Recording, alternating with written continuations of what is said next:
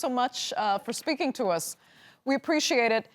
Okay, we know now that cats can carry and infect each other with COVID-19. So are you worried that people will react adversely to cats now out of fear?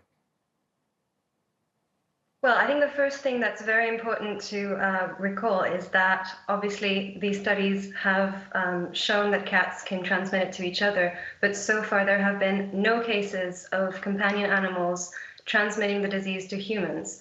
And for the huge number of human infections that we've had, it's only been a couple of cats and this tiger who have been infected. So I think that is very important.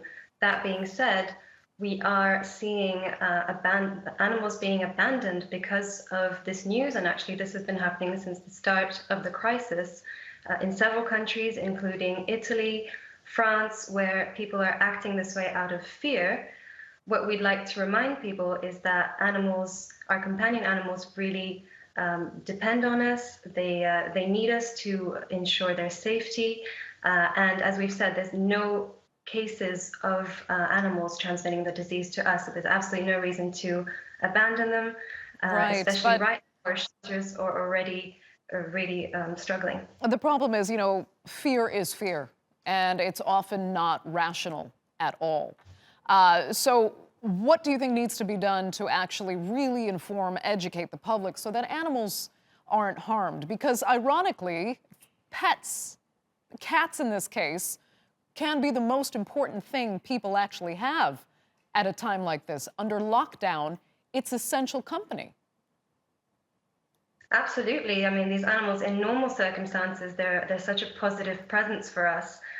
They do, especially in this type of crisis as well, they do so much for us. And I think it really is important to remind people that it is our responsibility to do a lot for them as well, to take care of them. And that's why we remind people to always adopt from shelters rather than buy from a breeder or a pet shop, and to commit to taking care of an animal for his or her entire lifetime. You know, Anissa, while I have you, I need to ask you, of course, about something else we mentioned earlier on, and that is this unrelated phenomenon of cities under lockdown that have suddenly allowed animals to feel safe coming into these cityscapes. There's been rabbits running around the streets of Christchurch, New Zealand. Wild boars have been seen in the streets of central Barcelona. Those are usually only out in the country suburbs. It's interesting to see that what's been a curse for humans has proven a real blessing, you know, for many animals. They're reclaiming their habitats.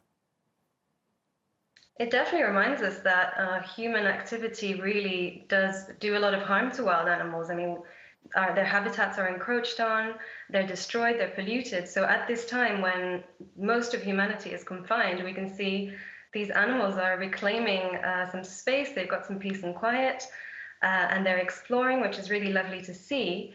There is a risk that when activities resume, these animals are going to be put in danger. They'll be forced to retreat back into their habitats. So we can only hope that people who are watching these videos, and because these videos are going viral and they're really helpful and positive in these difficult times, but that people will remember this when lockdown ends and when we return to normal, and remember to respect animals and to act and make daily choices that are kind to them. Okay, Anissa, we'll leave it there. Thank you so much for joining us. We appreciate it.